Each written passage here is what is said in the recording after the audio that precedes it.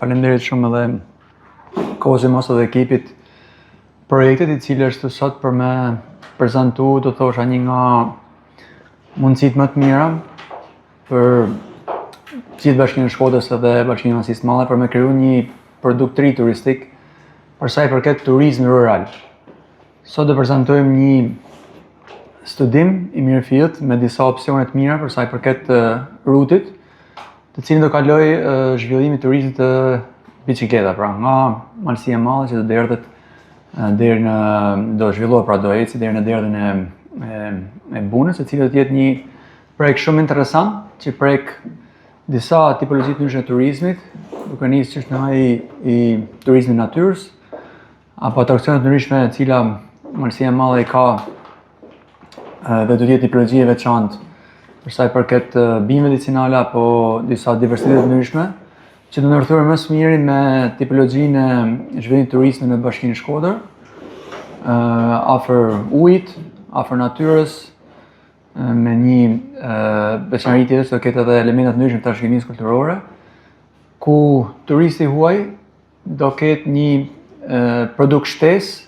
për të ardhur të eksploruar në të dy bashkitë, të cilat sa vjen më shumë, po kanë produkte përbashkëta, po dalin me një ofertë të përbashkët. Unë kam kënaqësinë sot që të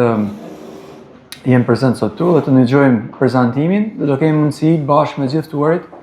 të japim edhe disa sugjerime apo opinione se çfarë mund të jemi akoma në fazën që mund të ndryshojmë disa elementa, edhe përshtatshëm më së miri për të filluar punën dhe për dalë shpejt me një produkt që do të jetë besoj në produktet më interesante ndoshta në rajonin Ballkan,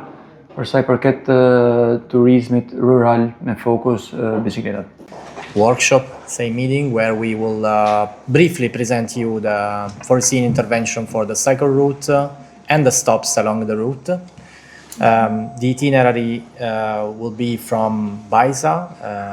in Malësia e Madhe municipality till Shkodër, and then from the Bashalek bridge till Veripoja along the Buna river. So we have this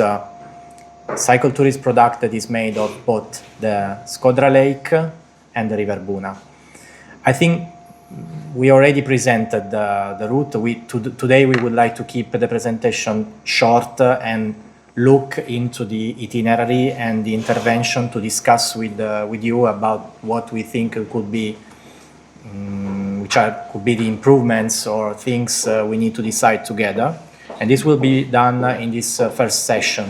In the second session, we will look at the governing way, management of the route and promotional activities, branding, etc. So I will present it together with Fiona Mali and also Redi, the engineers and architects that worked at the concept design. Yes.